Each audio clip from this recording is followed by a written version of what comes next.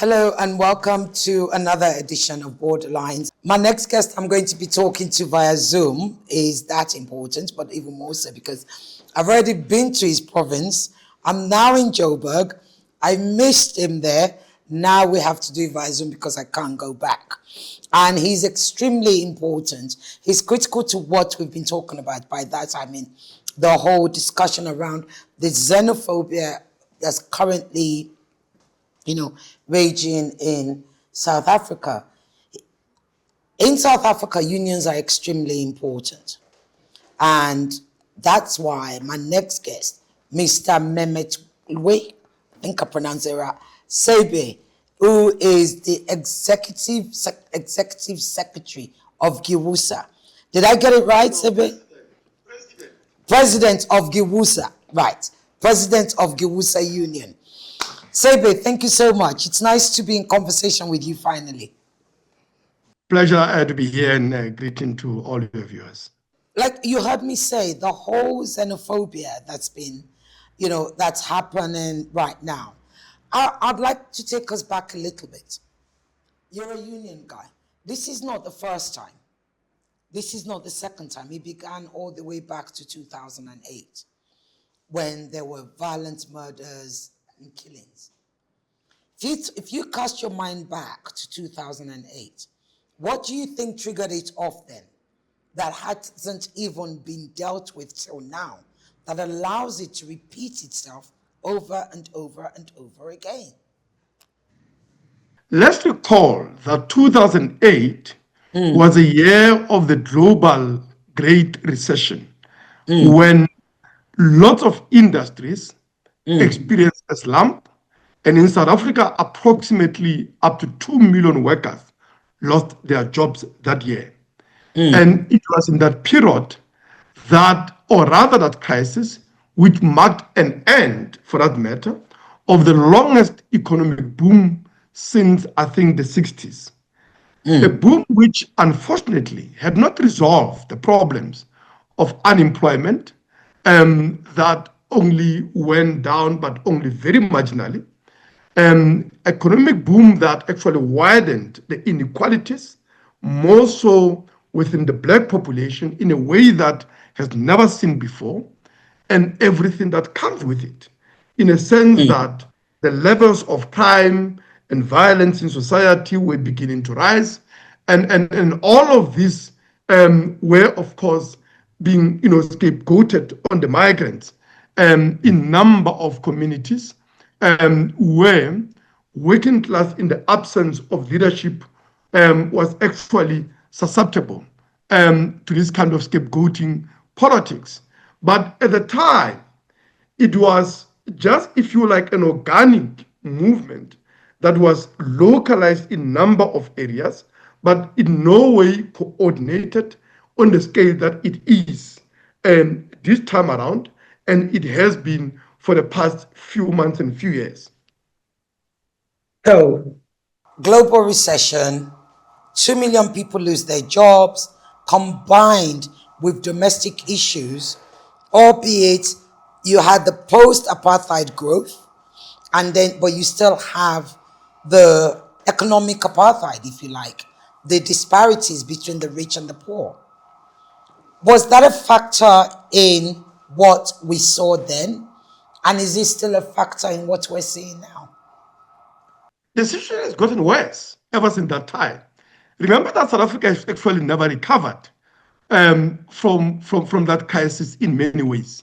If you look at the economic data of the past 10 years, the country has never grown by over 2%. For the most part, it has only been growing by about 1%, which in real terms actually is a decline of GDP per capita.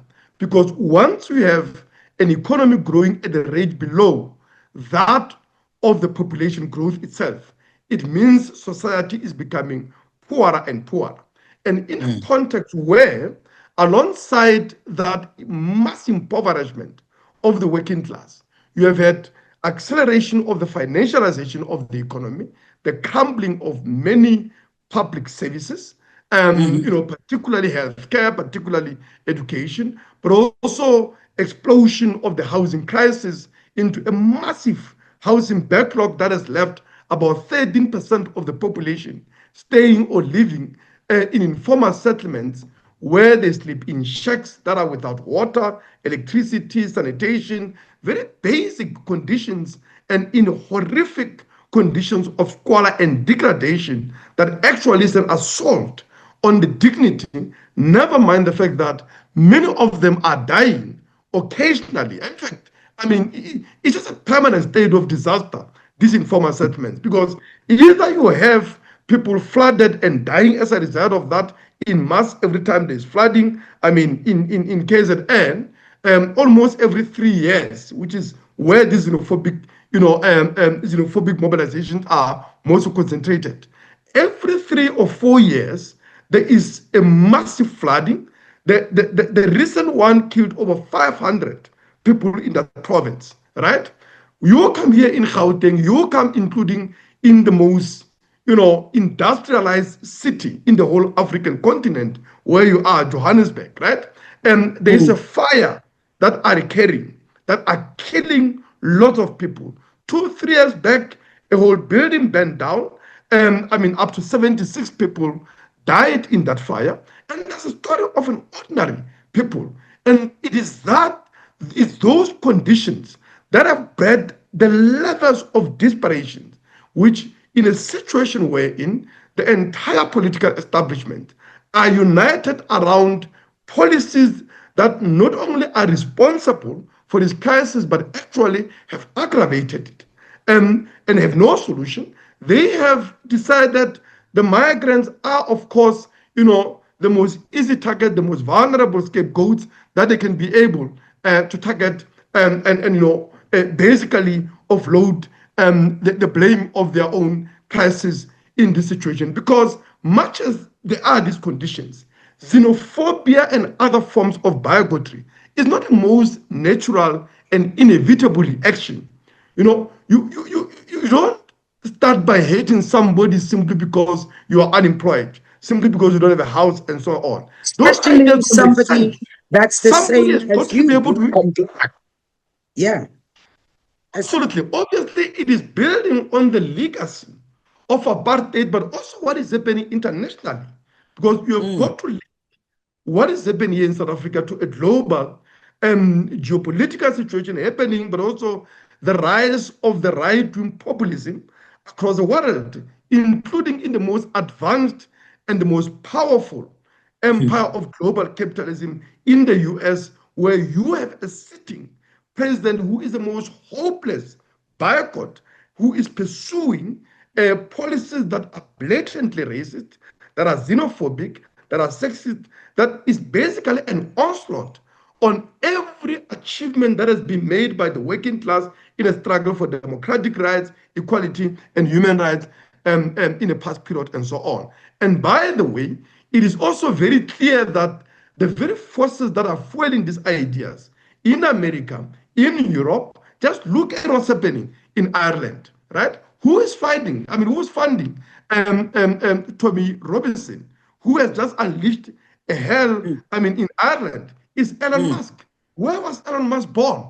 Is Elon Musk not the same person that is is funding the so-called white genocide campaign that is trying to choke this country? So you've got to locate what is happening in a global geopolitical tensions and struggles, but also a drift towards a right-wing populism globally, and of course the racist anti-black ideas that actually are part of that.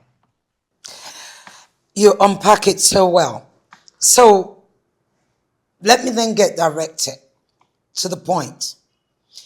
As the ANC failed, was the struggle for apartheid, as it denied, the struggle for democracy, as it denied the people, the ordinary people who fought for democracy, the wealth and the returns of democracy. The starting point we've got to say that this is a mark, I think, of another turning point in the failure of the nationalist project across the entire African continent. I mean, the whole of Africa in the post-colonial period, we have not a single story of success. So it's not really unique to the ANC, right? And that is actually the reason that the masses of the working class from all over the country, I mean, all over the continent, have been descending on South Africa. Of course, in Southern Africa, that has also been aggravated by the destabilization of the apartheid regime that was chasing the ANC, which was hosted by countries like, Mozambique, Angola, a number of these countries, right? I mean, which is what makes these attacks such a betrayal and treachery of an African solidarity at the most fundamental level. Because there is a report that I think we can talk about, right? It's called Apartheid Destabilization of Southern Africa. That report shows that during the years of what we call apartheid total strategy, between 1982 and 1988, right, 1.5 million people were killed in this region by the apartheid army as it was chasing the ANC regime. 40%, I mean, the region lost about 40% of its GDP, but in cases like Angola and Mozambique, which is the main target of these attacks alongside Zimbabwe, in fact, the GDP declined by as much as about 70 to 75%, meaning factories, roads, public infrastructure like hospital, they were all bombed to Stone Age to natural economy. That is the background to a mass migration to South Africa, because the war for the liberation of this country was not fought militarily in this country. The people of the sub-region bore the brunt of that particular war. And that's the economic context as well in Southern Africa. The ANC has failed. And you just have to look by every metrics, right? When they came in government in 1994, 3.6 million people were unemployed. Today, when you use the broadest definition of unemployment, that is labor underutilization, 13 million people are actually out of work. That ought to be at work, right? When you look at the housing situation, right, they inherited a housing backlog of 1.5 million houses that were in short. Today, that has more than doubled to 3.7 million people, right? I can use every metric to demonstrate that by every significant measure, not only have they failed to advance society forward, but actually, It's the network. things have gotten worse. And in fact, it's not just socially, but actually the productive capacity in the economy has also been in decline. And let's just take the statistics, for instance, as to what are the driving forces of this mass unemployment, right? Agriculture, which was already in decline even during apartheid itself, right? In 1970, it employed about 2 million or over 2 million people. Today, it is employing less than 1 million people, right? Manufacturing used to be about 24% of the GDP in 1980. Today, it is less than 14%, right? And mining, that industry that used to employ hundreds of thousands, right, is actually today at about 5 to 6%, down from 21% in the 80s. That is the kind of decline that we have in the key labor-intensive industries that used to drive growth, but also mass employment in the economy. So in short, the ANC has failed. Dismally and catastrophically. So if that's the case then, because I mean, you've mentioned all the indexes and there are so many more that I know that you could have mentioned that we don't have the time for. If that then is the case, is that why the government, the ANC government of Cyril Ramaphosa, allows non-state actors like March and March, and I think the other guy in Google, in Giza, those non-state actors to actually speak as if they are the ones in charge. Is that why the ANC seems so weak, that they allow these things to go without so much as an arrest of these people? The fact of the matter is that the ANC has been treacherous on this as they are on many issues. They are basically running with the hare and barking with the hound. Remember, they are positioning themselves globally as a leader of the African continent. So they can't do certain things. That's one thing that you've got to take into account. But the reality of the matter is they share a lot of the sentiment. When you listen, even in the most, choreographed speeches that are meant also for external audience, you still see or hear the kind of admissions that don't make sense. I mean, let's look at this idea of undocumented migration. Now, nobody obviously says that people should not be documented. Nobody argues that, right? Not even the migrants themselves. I work at Lawyers for Human Rights. I can tell you that migrants, day in, day out, they are in our offices looking for documentation and to regularize their status. Right? It is the bureaucratic mismanagement as well as the austerity cuts on the Home Affairs services and others that has just made that impossible, right? And they're not alone, by the way. What people don't appreciate is that there's about 4 million South Africans that don't have an adequate documentation. So this is a service delivery issue.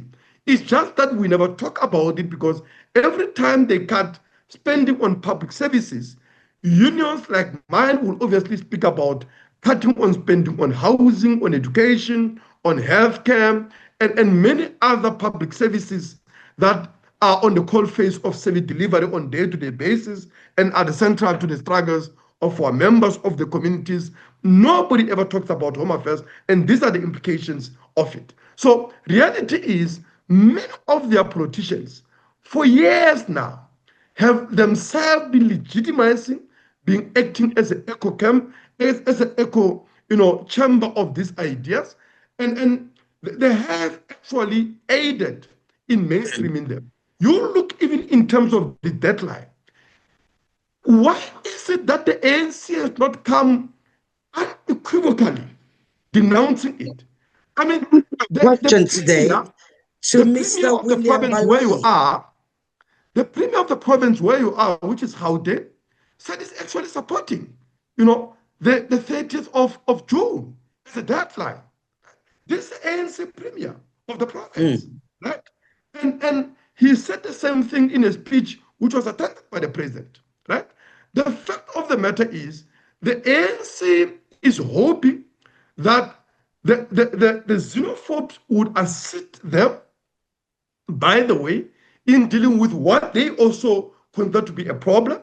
Not that they believe that is a real problem, but because it diverts attention away from the failures. They have nothing to tell South Africans in the light of coming elections, having been lying and making empty and broken promises for the past over 30 years. It's interesting that you say that because I said the same thing to Mr. William Baloyi, the deputy government spokesman for the deputy spokesperson for South Africa, for the South African government. Just this evening, that was the interview I was doing that we ran late. And I said the same thing to him, that why has the ANC not come down harder and, taking full control, condemned, delegitimized the 30th of June, etc.? Well, he certainly didn't say what you were saying. Let's just put it that way. I also asked him about, and I'd like to ask you about this, why given that there's only what 7/8% of the population who are migrants, and it's only a small percentage of them who are, pardon? The estimates are ranging at 4. I've seen 3, but I think the highest number I've seen is 5% of the population are migrants. Wow, so it's even smaller than what I thought. So 5%. And it's, it's easy, how should I say, it wouldn't be unreasonable to think like perhaps just maybe even half of those are undocumented. I asked Mr. Baloye, why then doesn't the South African government actually do an amnesty program, which the likes of United States have done in the past, and Spain is currently doing for 500,000 migrants, especially given that the position that the ANC government continues to say is, our borders, the countries that border us are our brothers. They are this, they are that. What do you think of an amnesty program? Of course, Mr. Baloye couldn't really. He said South Africa is not there yet. I don't understand what that means. What do you think of an amnesty program? And if you agree to such, why do you think the ANC have not done it? So firstly, let's understand what he means by South Africa is not there yet. It is because they've whipped up a hysteria around migration that vast section of society today are xenophobic. Now, having said that, let's be clear about it. These groups are not representing the overwhelming majority of the sentiment. In fact, there is, even when people are saying, yeah, there's an issue with migration and so on, it's a very wide spectrum. Number of people that you hear is that, well, we want to know who is our neighbor. We want people to be documented so that when people have wronged us, we know how to hold them accountable. We know where to find them. Things like that. And those are very legitimate issues that we could have conversation about them without any violence, without any xenophobia. And I think the issue of amnesty and a program for a mass documentation to regularize the migrants that are here, that is the only logical response that you can have. The idea that you are going to be removing, millions of people out of this country that have become established. Some of them are from, war zones, literally, are running for their lives, that you're going to remove them without the kind of violence that they keep saying, we are not violent. How are you going to remove these people without any form of violence? So they know that they are talking absolute hogwash. They are murderers. And I think we've got to call it what it is. This is a very bloody, murderous, campaign in actual fact. There is no any other logic than a genocidal, right? Logic that actually is entailed by it. And I think government, as I've said, is allowing it precisely because they themselves have been served by these narratives that we have crisis of unemployment, we have crisis of violence in society and criminality. And let's understand, South Africa has a level of violence that is worse than many official war zones in the world. So it is much safer actually to be in Ukraine today than to live in this country. It is those kind of levels of violence that, of course, have created the kind of conditions where people say, well, I think the issue, people begin to think the issue of documentation is much more than it really is, right? Now we can be able to address that, and that's what needs to happen to make sure that there is a regularized framework. So what is it that the ANC obviously is not? They're pretending as if the migration is actually getting worse. Migration is not even getting worse. It's not even just that the highest number I've seen is 5% of the population, right? The migration has been growing in the past few years because of the implosion of the Zimbabwean economy, right? The reason the numbers of people from Zimbabwe coming down has actually reduced drastically is not because even of their border management as a claim. It's because the economy of Zimbabwe has been recovering, right?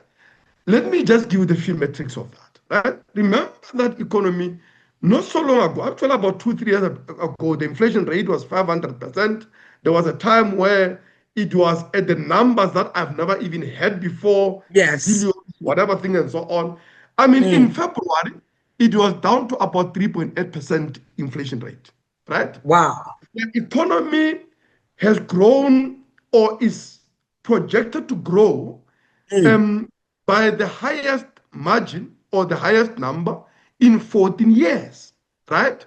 They've increased the value of their exports, the steel exports, by 450% in just 2025. So it is that decline in the level of desperation that is also informing a decline in terms of migration this side. In fact, number of Zimbabwean friends that I used to have, I mean, at office where I work of Laws for Human Rights, about 3, 4 years ago, certainly before COVID, almost the whole campus that is owned by Laws for Human Rights would have been rented by Zimbabwean lawyers, accountants, and all those things.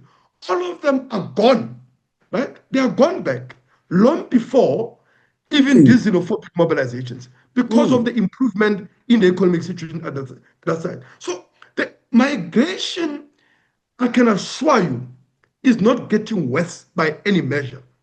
This is a frenzy and hysteria that has been, artificially whipped up by politicians that have no answer to the crisis of unemployment, of rising levels of poverty, of widening inequalities, but also of the implosion in the housing program.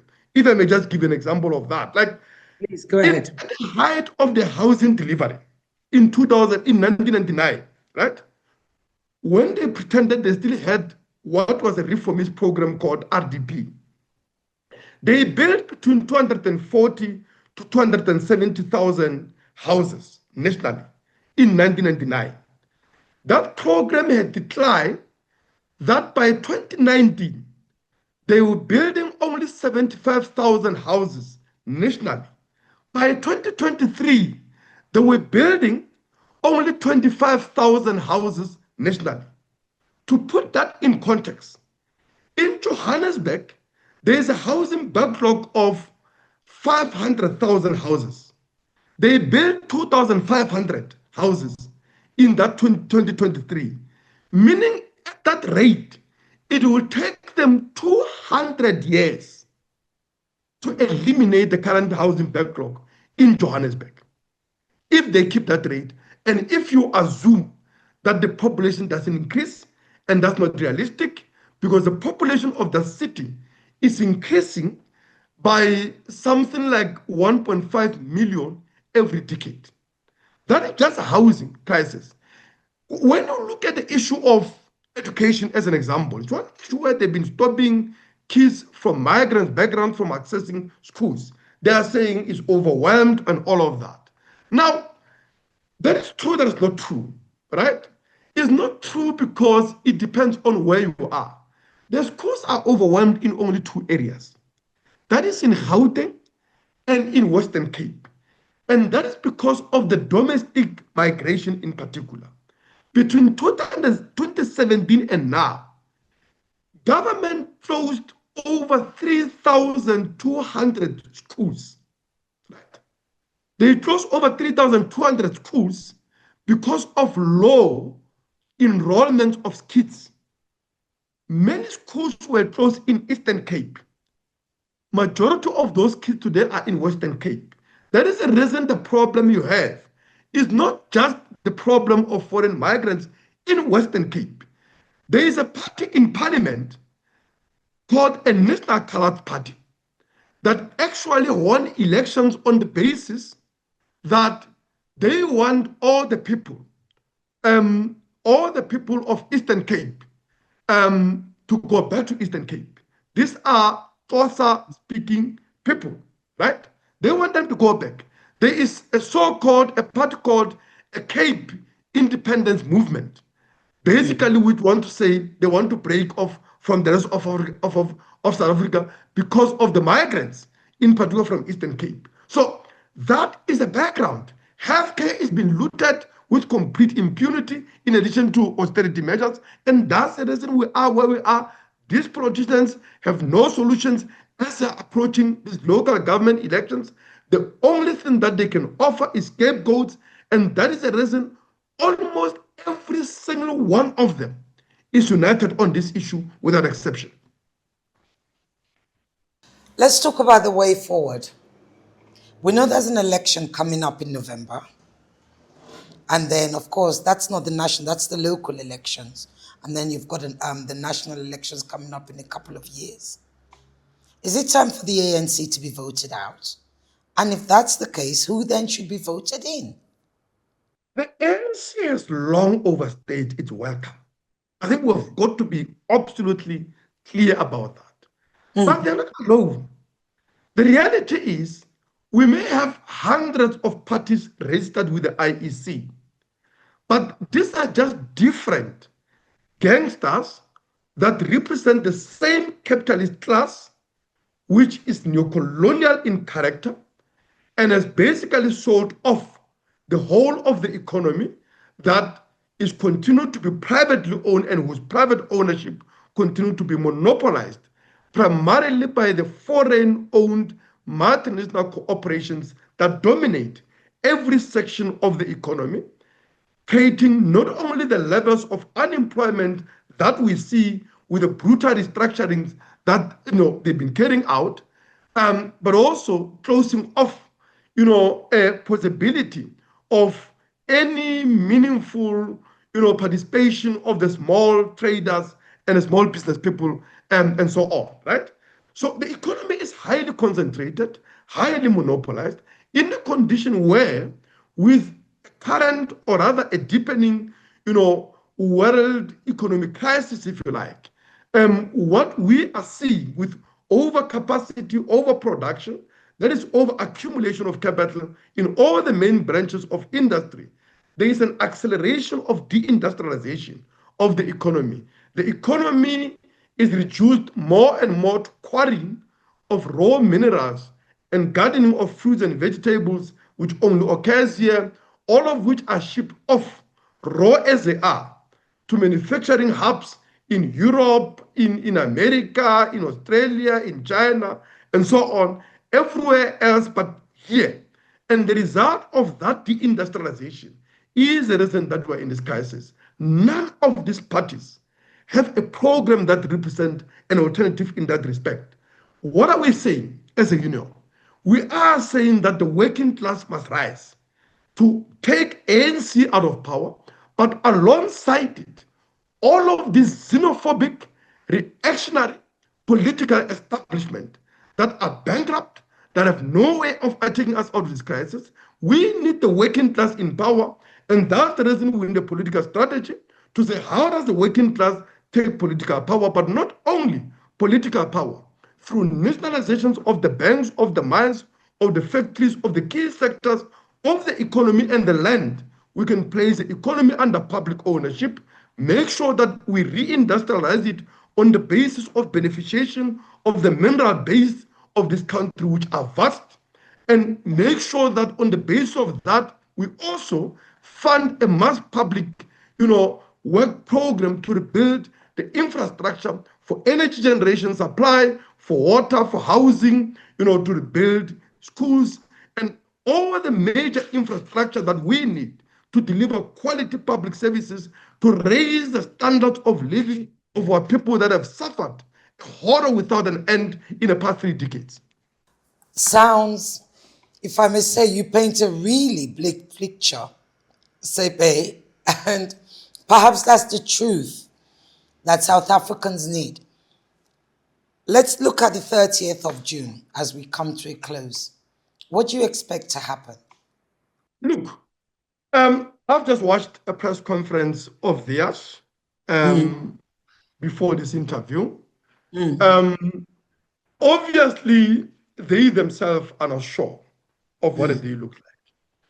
On the one hand, I think they realize that the state, although it has been allowing them, it is not completely with them. There's a limit, right? Because of this contradiction that the ANC is actually faced with. So, I mean, most importantly, it is the fact that the 30th of June has been rejected by all the mass organizations of the working class. The federations of trade unions, all of them have come out to distance themselves from that, to denounce the vigilantism. The mass organizations of working class communities, the biggest movements of the shack dwellers in this country, Abasemjondolo, with over 180,000 paying members, the poorest sections of our communities, have come out, they've denounced that, they've distanced themselves from that. And I think that, alongside many organizations coming out, which we are now organizing in Sifana Sonke campaign, which is actually a Zulu way to say we are all the same. And in that, we are saying that we are all the same in the sense that we're all human beings. We're all Africans, we're all black, to the extent that there are also people from Asia that have been targeted as migrants. But also, and most importantly for us, we're the same in our suffering. The crisis of unemployment is affecting us in the same way that it's affecting migrants. They suffer more from criminality, from violence, and like many of us and so on. And of course, the issue of, crumbling services or failing public health care, public education, lack of housing, all of these are the problems that unite us.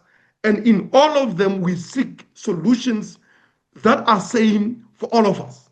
So this has obviously broken the kind of consensus that they were fabricating and they wanted to manufacture, right? Now, one of the things that I need to say is obviously the criminal role that is being played by your colleagues in the South African media. It's quite criminal, right?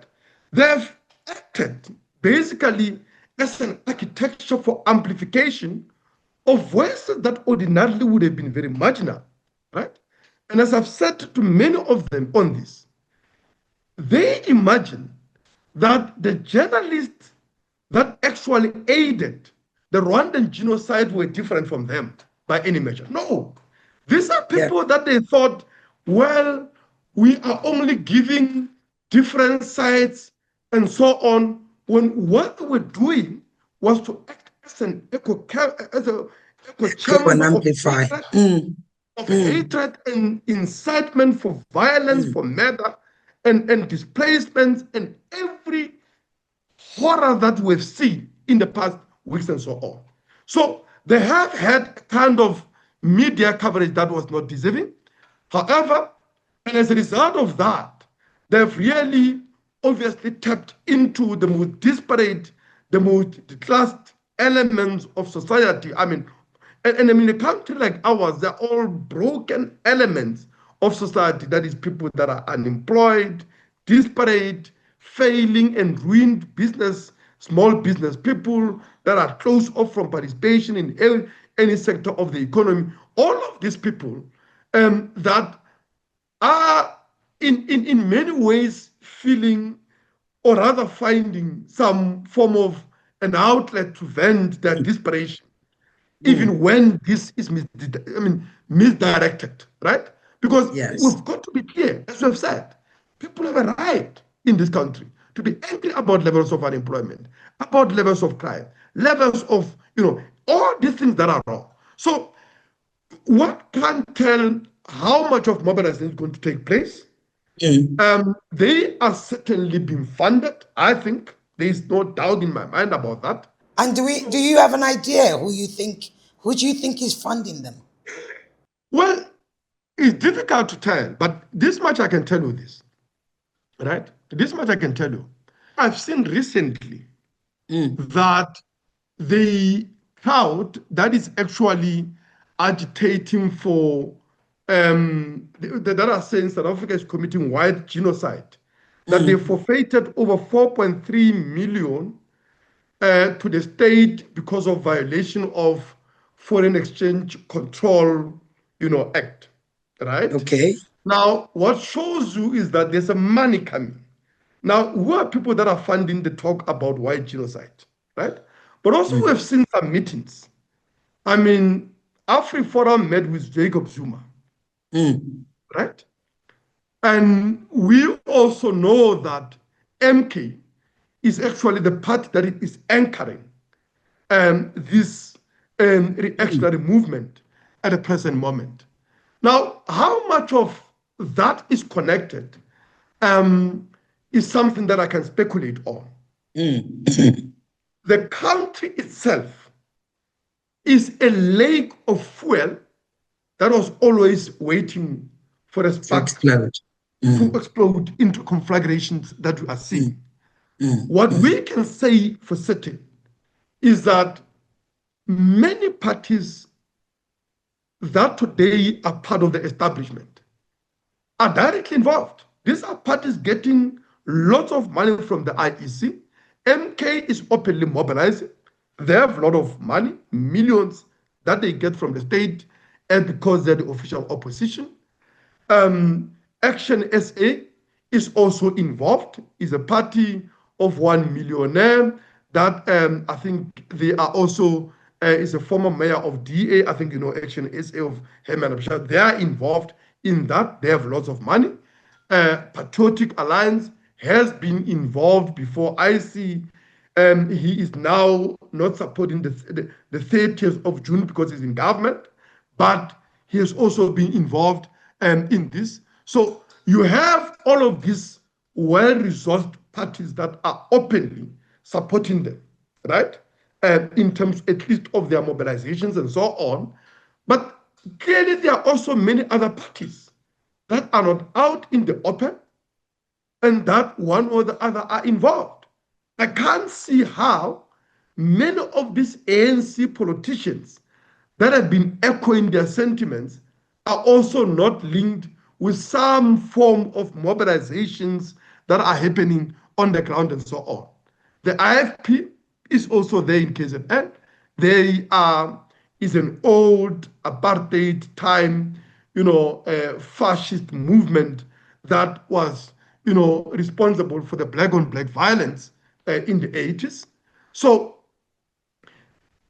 I don't think we've got to speculate about others. Safe to say that in addition to this, South Africa has many enemies. There is a Zionist agenda, and we've seen some of these figures that are linked with the Zionist forces globally that are also fraternizing with some of these key figures in these movements and so on. So there is a bigger issue, but our focus is the fact that the country is in the conditions where the ANC has allowed these horrific conditions that are now being seized by opportunistic elements and weaponized against the most vulnerable. The ANC in the state has allowed that scapegoating because it also then insulates them from accountability. And of course, this unfortunately also serves the agenda of the entire political establishment because they're at loss about the answers to all the fundamental problems faced by the black working class in this country. So 30th of June, you're not expecting them, after today's press conference, you're not really expecting anything outside of what they said would be a march with security, etc. Is that correct? There will be violence. I think let's be clear about it. They themselves, I think, will march under watch of the police. But they said something very important, and we are going to raise that with the state tomorrow. Because I've always suspected that is their best hope, is that there will be a march. And they're saying after the march, people are going to go back into their communities to actually go door to door to be asking people who are migrants for their documentation and to be arresting people that have broken the laws. That's what they said. They've said that in their press conference. And I think that is them saying, that is the violence. Go on the looting spree, on the orgy of violence, of murders, without them having to take upon themselves the responsibility for making that call. That strategy is calculated, and I think tomorrow our campaign is going to put it to the state to say this is a strategy for a massacres of innocent people, and I think you can't pretend that you don't know that it is. You can decide that the focus will only be their march, but they're not going to be massacring people in front of all cameras, right? They are relying on the mass, of the kind of frenzy beyond the march itself and the orgy of violence in all of these communities where they've been mobilizing to be able to do their bidding without them being personally implicated. And I think we have to demand that they must be held accountable for that. Okay. Finally, Sebe, how do we stop this from happening again in a couple of years? Or do you think it's impossible? This cycle of repeat, rinse, repeat, stop, repeat with a new face, a new push, a new personality, but the same problems. It's always said, oh, it's because the migrants, because of this, because of jobs, because of unemployment, because of housing, because of health, because the ANC have failed, because of governance, bad governance, because of education, because of schools. But how somehow the country, the continent, should I say, that put a stop to the violent act called apartheid, that actually helped South Africa to be free and get democracy. We need to find a way. How is it impossible for us to stop this nonsense? That's by a tiny minority, not even the intelligent minority. Well, I think for me, the workers' movement in this country, but also in the continent, have got to recognize that we've got to go beyond the statements of denunciation, right? In politics, as in mathematics, when you say A, B follows, right? We have a crisis. People are saying, this is what we are doing. You say, no. What is it that they must do, right? And I think for me, first and foremost, we've got to go on the streets to combat xenophobia itself through mass education, but also demanding action and accountability. We cannot have people murdering our people with impunity. I mean, we can't allow this. It's just outrageous that Africans in this continent could be hunted like animals, displaced, now sleeping in bushes, on pavements, children being born out of hospitals, and people just being killed and people are not being held. That can't be accepted. But beyond that, we have got then to be able to say, what do we do about the crisis of unemployment? It is very clear to me that this is just not sustainable, that you have 13 million people in the population of about, just over 60 million. And this is, let's understand what it is. It's almost 45% of the, labor force in this country that is unemployed. That is 45 out of every 100 South Africans that should be at work are out of work. Labor movement need to be able to say, how then do we come with a program to demand the reopening of all the mines that are closed, of all the factories that are also closed, of the farms that are staying idle, to make sure that we begin to reclaim some of the capacity that is laying idle in the economy as millions of people are without work. How do we then make sure that we roll back the state policies that has actually distributed wealth from the working class to the rich?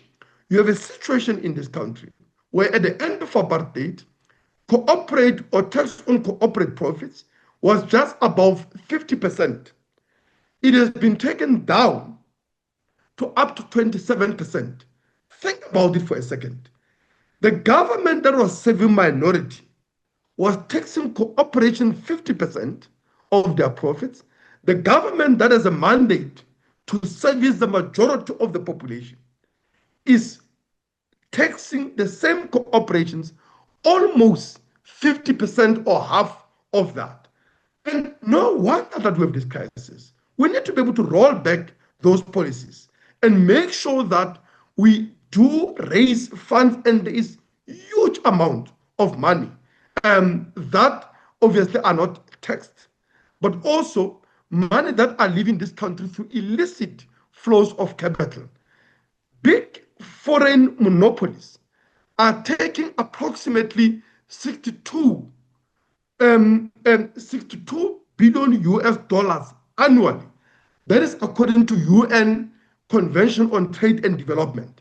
That is over 1 trillion rands in illicit flows of capital out of this country. That's the money you need to make sure that we build decent home for everybody, to restore the dignity of our people, to make sure that we build schools, we build universities, colleges, to ensure that about 4 to 5 million young people who are not in employment, not in education, not in training, not only have an education to pursue, but a future, a bright future to look forward to, right?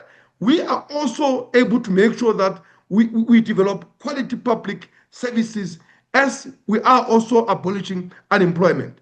That's what the workers' movement need to campaign. And alongside that, we need to develop a political strategy to put a progressive socialist alternatives to these bankrupt gangsters of the political elite in this country, to make sure that we put politics that provide a progressive alternative to all this crisis that is faced by the working class in this country. Without that political strategy, we are going to have a political discourse that is poisoned by the chorus and echo chamber of all of this reactionary, right-wing, racist, tribalist, xenophobic, bigotry that has become normalized because capitalism and its neoliberal political establishment has no any other alternative than this kind of barbarism that I think can only be overcome by the workers' movement, armed with a political strategy and a socialist program to dismantle capitalism in this country. But for that, we need also to be working with the workers' movement internationally, particularly in the African continent as well. Because we've got to be also asking ourselves a question. Why is it that our people are forced to leave their homes? Because I want people to be here. Let's be absolutely clear about it, right? But I also know that a lot of people are not here by choice, right? Why is it that our people are forced to leave their homes, right? In DRC, in Ghana, in Nigeria itself, which is a very rich country when we look at the fact that it has plenty of minerals, it has oil, right? Why is it that there is so much crisis in the Nigerian society when its elite is among the richest in the African continent? We cannot accept those conditions, not here in South Africa, not anywhere in the continent, and indeed in the world. And that is the reason that the workers' movement in this continent must begin to coordinate a program of rolling mass action to demand jobs, to demand decent wages, but also public services to make sure that once and for all, we end the kind of suffering that has become the lot of the people in this continent, and we usher truly, for the first time, a genuine African renaissance, which would actually mean that the lives of the people of this continent begin to rise to a height currently unimaginable, as China and many other countries have begun to do. China's lifted out of poverty over 800 million during me and your lifetime. Why is it that Africa can do that with vast resources and minerals that it has? It's absolutely scandalous. It is criminal. And the elite of this continent, for me, wherever they are, they need to be taken out of power. The answer to China, before I say goodbye, is neo-capitalism. China didn't allow capitalists to step into their country. They blocked the world away and focused on self. But we Africans, we've never been allowed to do that. Indeed, we keep allowing them in, and we don't get our full economic independence. But Mr. Mamatlewe Sebe, thank you so much, President of GIWUSA South Africa. It's been an absolute, it's not just a pleasure, it's been extremely enlightening and an eye-opener speaking with you. Thank you. Thank you for giving up your time. Thank you very much. I really appreciate it.